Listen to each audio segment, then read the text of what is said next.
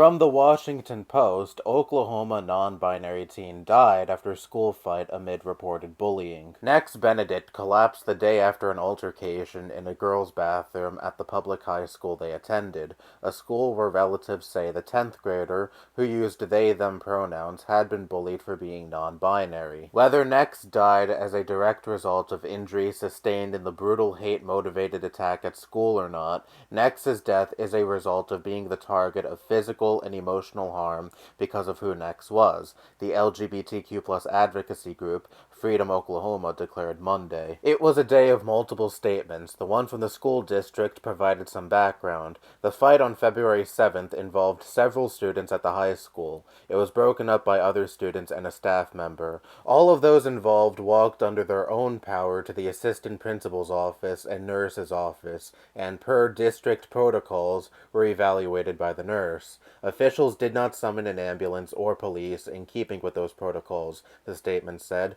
However, it continued. Out of abundance of caution, it was recommended to one parent that their student visit a medical facility for further examination. One of Nex's cousins filled in details from there. Sue Benedict picked her grandchild up from school on that Wednesday and took Next to a hospital for an MRI given the bad facial bruises and scratches she saw. The next morning, Next collapsed at home and Benedict rushed them back to the hospital. And shortly after that, Next passes away. I wish I could conjure up some sort of positive message in lieu of this terrible news story, but really, what kind of positive message can be spun from something so horrific? This is just going to keep happening, and this is a direct result of the right's brazen bigotry against the LGBTQ+ community. And this happened in Oklahoma, not exactly a state that's a bastion of social progressivism. So far in 2024, according to the ACLU,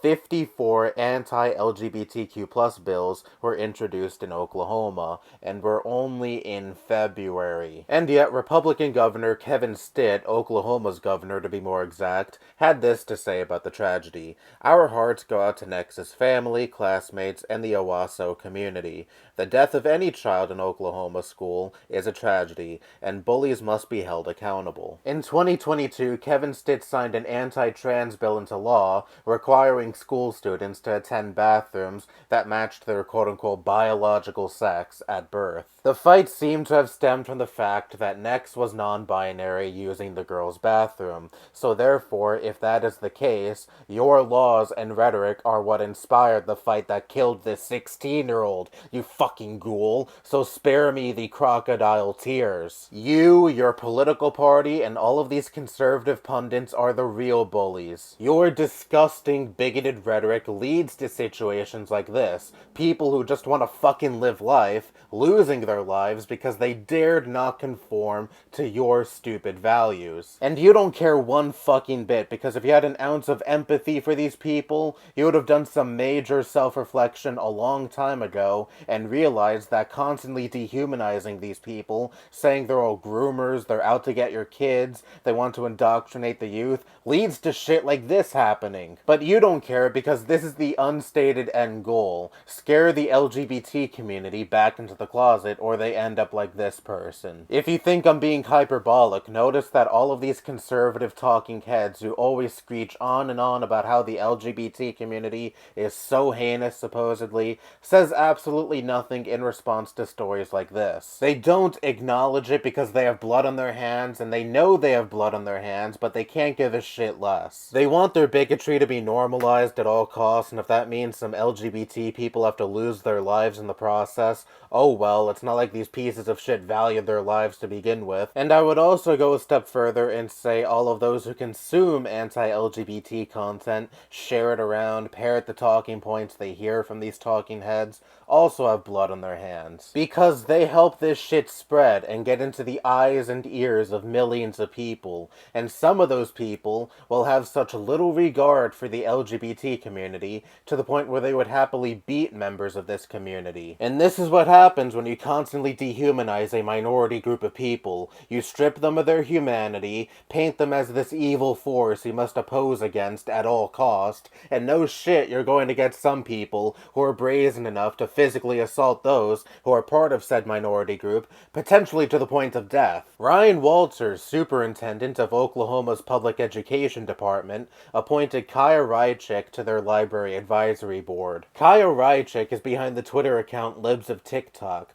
whose crusades against the LGBT community have led to children's hospitals and schools receiving bomb threats. And now, because of her and many other conservative talking heads' efforts to dehumanize the LGBT community, a 16-year-old is dead. Among many others who are part of the LGBT community who have lost their lives because of heinous bigotry. So what was that about protecting the youth? Because here we have a teenager who died at the hands of people who were influenced by rhetoric like yours, and you don't bat a fucking eye. Disgusting. Fucking disgusting. Last year we had Brianna J., a teenage trans girl, who lost her life because other teenagers stabbed her to death, and now we have this. And again, as much as I hate to say it, this is going to keep happening because you have a major political party in this country who is hyper-fixating on its hatred for this group of people, and you also have all of these online pundits happily making money off of dehumanizing this community of people and not caring one bit about the suffering their content creates. If you're open about your sexual orientation and or gender identity that skews away from what these ghouls deem as